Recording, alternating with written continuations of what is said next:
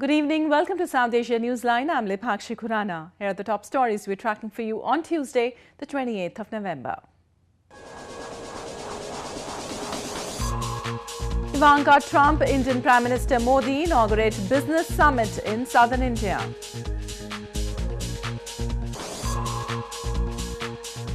Pro-freedom Baloch Organisation highlights Pakistani atrocities in Balochistan.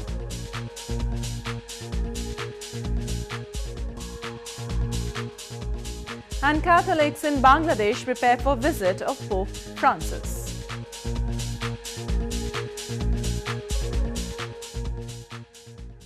And now for all the details, Indian Prime Minister Narendra Modi along with White House advisor Ivanka Trump on Tuesday inaugurated the Global Entrepreneurship 2017 in India's southern Hyderabad city. The three-day event, being jointly hosted by India and the US, is witnessing participation of around 1,200 young entrepreneurs, and most of them are women.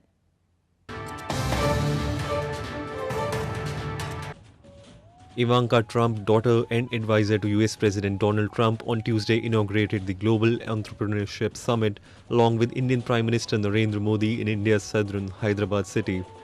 The three-day event, conceived by former US President Barack Obama, is being jointly hosted by India and the United States.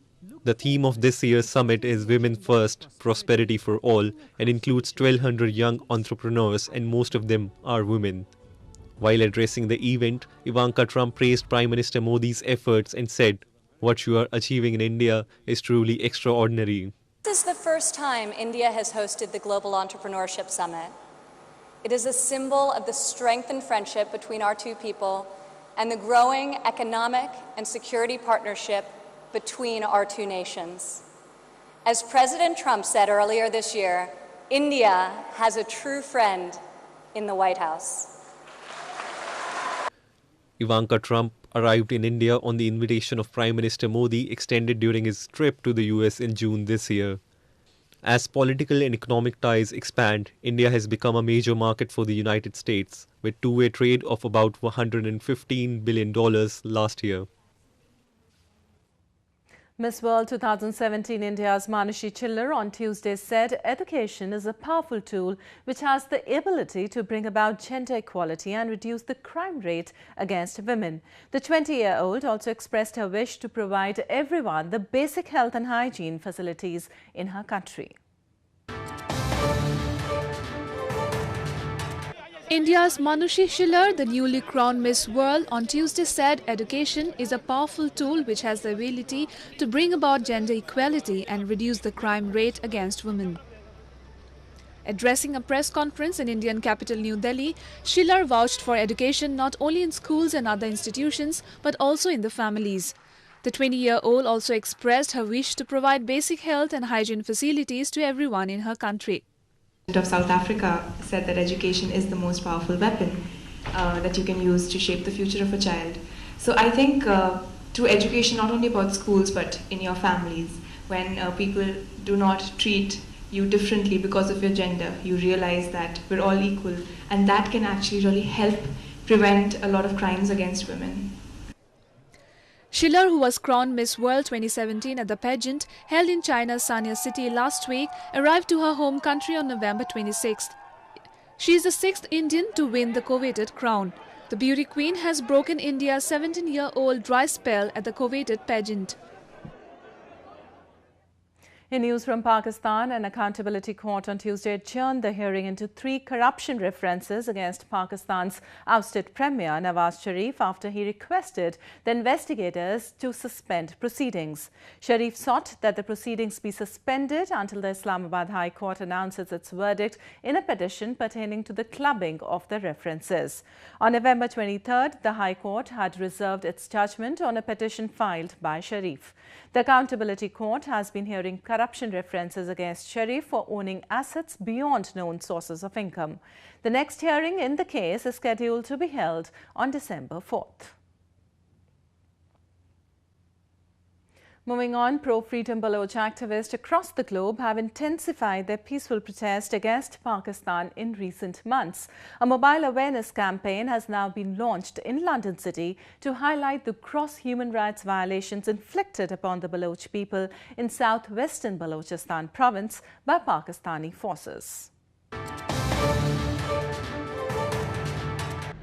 The World Baloch Organisation, or WBO, has launched a mobile awareness campaign in London City to highlight the deteriorating human rights situation in southwestern Balochistan province. Several mobile vans with huge billboards are roaming around prominent locations in London City, including outside the embassies of Pakistan and China. The billboards on the mobile vans read, "Raise your voice against extrajudicial killings, disappearances and torture in Balochistan by Pakistan Army." The WBO has been opposing the multi-billion-dollar China-Pakistan Economic Corridor, or CPEC project, which passes through Balochistan since its implementation. Baloch activists allege that since the construction of CPEC, Baloch people have been displaced, enforcedly disappeared and effectively excluded from the project on all levels by Pakistani authorities. They claim attempts to highlight the situation in Balochistan have long been repressed, and such campaigns can be very effective in highlighting the situation. In news from Afghanistan, Afghanistan's chief executive Abdullah on Monday slammed recent remarks by some politicians regarding convening a Loya Jirga. He said such figures wanted to restore the authority and their attempts would not succeed.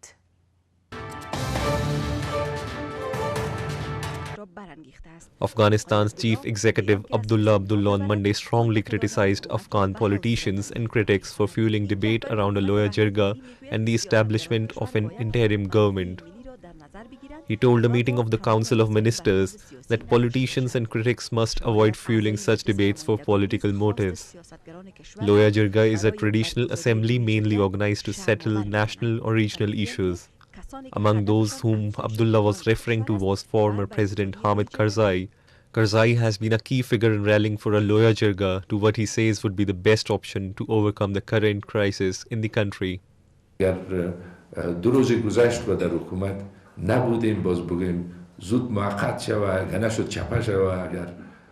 باز اونم میشه لوی جرگه شو خب به هر طریقی که میشه یک راهی پیدا شود که باز ما مطرح شیم. Meanwhile, a number of lawmakers in Afghan parliament also condemned the calls for a Loya Jirga. لوی جرگه نه قانون اساسیش لوی جرگهش درست است نه معنویش درست است، یک ابزار کهن است، به درد مسائل امروز ما نمیخوره. ما قطعا لوی جرگه را رد میکنیم. On November 16, the presidential palace stated that talking about jirgas or convening unofficial jirgas was in violation of Afghanistan's constitution. While forming the National Unity Government, or NUG, President Ashraf Ghani and CEO Abdullah had committed to convene a constitutional Loya Jirga within 2 years to determine the office of the Prime Minister. But 3 years later, this has still not happened. In news from Bangladesh, Catholics in Dhaka are nowadays preparing to welcome Pope Francis in Bangladesh. The pontiff, who will be arriving on November 30th for a 3-day visit, is expected to lead a mass and hold meetings with Rohingya refugees who have fled to Bangladesh following a military crackdown in Myanmar.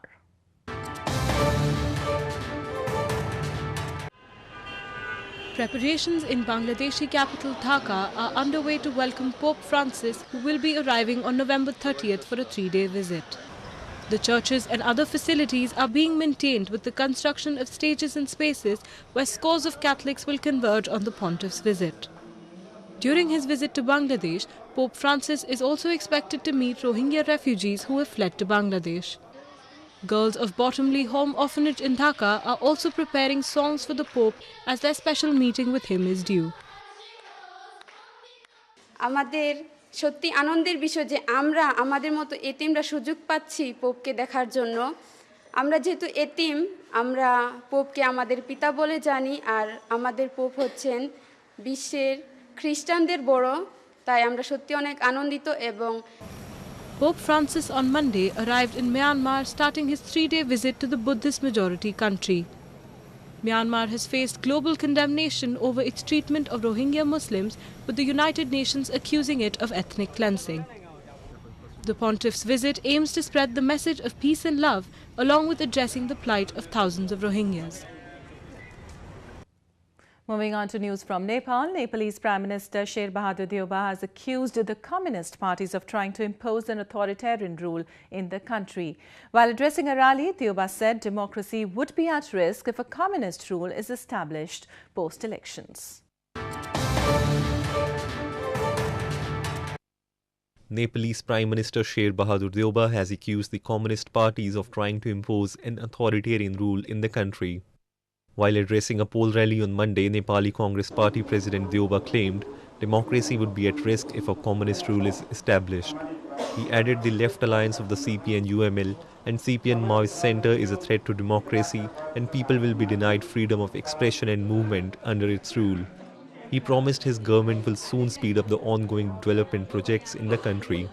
Nepal witnessed the first phase of federal and provincial polls on November 26th. The second phase of the polls is scheduled to be held on December 7. The National Mission for Clean Ganga, started by Indian Prime Minister Narendra Modi to clean river Ganges, has picked up pace in India's northern Varanasi city. Locals say cleanliness has improved around the river as efforts are in progress to make it better and cleaner.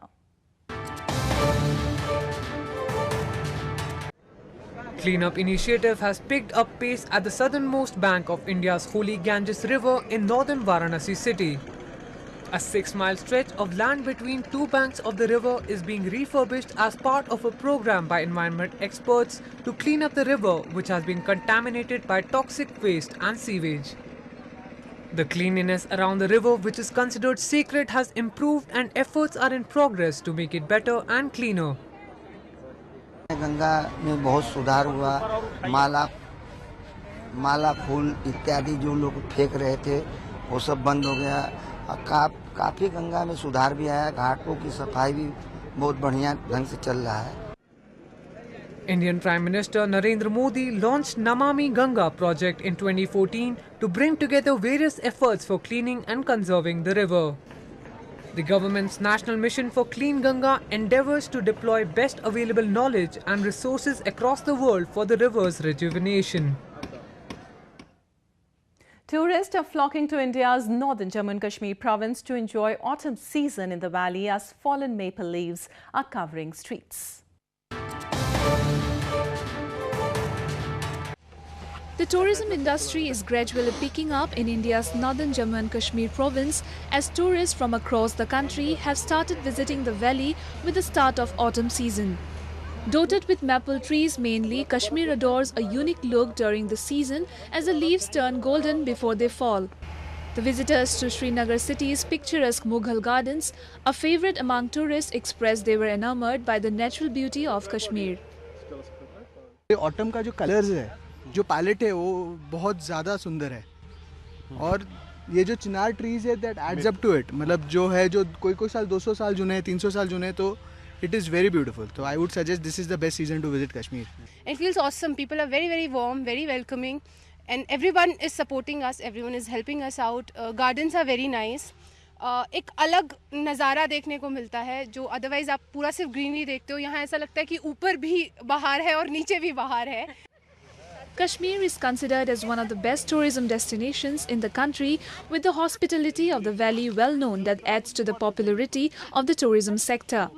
The visitors expressed that they were happy to receive warm welcome from the locals. Well, that's all we have for you from South Asia this evening. Now our viewers can watch the show on SouthAsiaNewsline.com. You can also visit us on Facebook.com/SAsiaNewsline and follow us on Twitter @SAsiaNewsline. That's all in tonight's edition. We'll see you same time tomorrow. Good night.